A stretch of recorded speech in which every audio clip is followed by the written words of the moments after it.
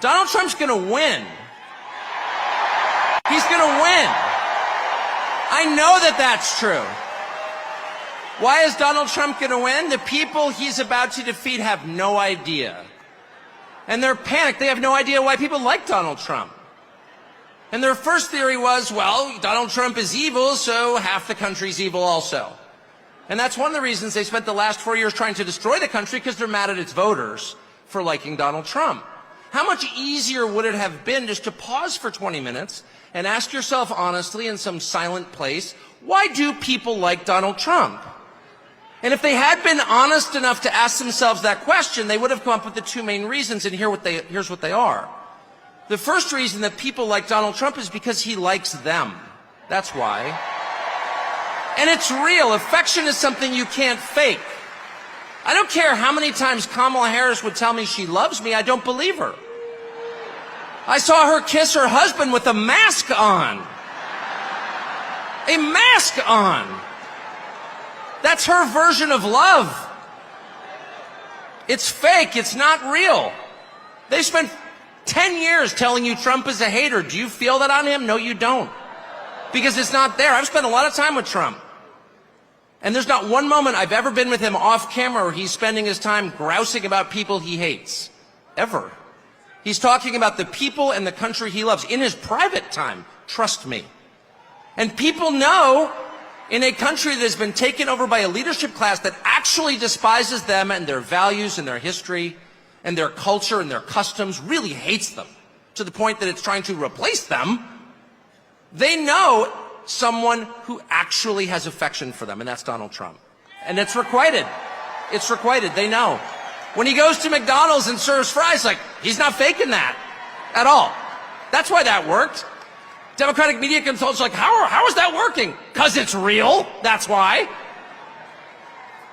And the second reason that people love Trump, and I put myself in this category, it's why I'm here today, is because he's liberated us in the deepest and truest sense. And the liberation he has brought to us is the liberation from the obligation to tell lies. Donald Trump has made it possible for the rest of us to tell the truth about the world around us. And that's the single most liberating thing you can do for people. If you want to enslave people, if you want to degrade them, force them to tell lies. And they have. They forced us to lie about everything at gunpoint, effectively. They put people in prison for refusing to lie. And not just the obvious lies that men can become women, or Vladimir Putin blew up the Nord Stream pipeline. No, honestly, he did. January 6th was an insurrection. They were unarmed, but it was very insurrection-y. Not even the obvious ones, but the big lie. You know what the big lie is? The big lie is that they're impressive. That's what the big lie is. That the people in charge have somehow earned the right to rule over you, and they haven't. And you know that. These are the single most useless people in the United States.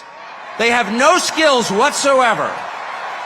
They've got 3/4 of the money, and they didn't earn it. They set up a system precisely for the purpose of awarding themselves wealth and power when it's undeserved. You look at Liz Cheney and you ask yourself honestly, what skill could she possibly have that allowed her to send hundreds of thousands of people to their deaths? Did she earn that? I don't think she did. No fair system would make Liz Cheney powerful. No fair system would make Larry Fink rich.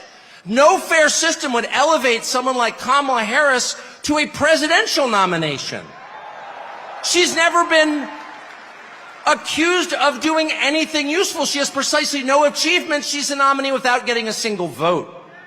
She is a metaphor for the system they created to make themselves rich and powerful, and then they have the gall to lecture you, the people who can actually change a flat tire and repair a power grid, who have useful jobs, who pay your taxes and work 40 hours a week, lecture you that you are somehow immoral. And Donald Trump has empowered the rest of us through mostly just sticking around in the face of their hate and abuse and persecution. He has given the rest of us the right to call BS on the charade. No, you are not better than us. No, you are not smarter than us. No, you do not deserve what you have. You probably stole it. No, you're not going to bully me into silence anymore. And I can promise you at this point, 9 days out, when Robert F. Kennedy Jr. and Elon Musk and Tulsi Gabbard and pretty much every high school senior and college shorty girl in the country has come out finally say, yeah, I am for Donald Trump, actually. When the entire country has realized there is nothing embarrassing about this. What's embarrassing is to take a perfectly great country and destroy it, as they have. I'm not ashamed. You should be. At that moment, it's going to be pretty tough for them 10 days from now to look in the eye to America with a straight face. It's going to be pretty hard to look at us and say, you know what? Kamala Harris, she got 85 million votes because she's just so impressive. As the first Samoan, Malaysian, low IQ, former California prosecutor ever to be elected president, it was just a groundswell of popular support. And anyone who thinks otherwise is just a freak or a criminal.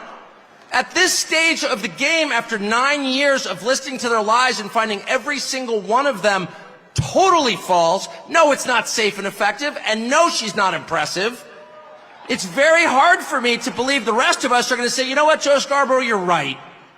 You're right. She won fair and square because she's just so impressive. I don't think so.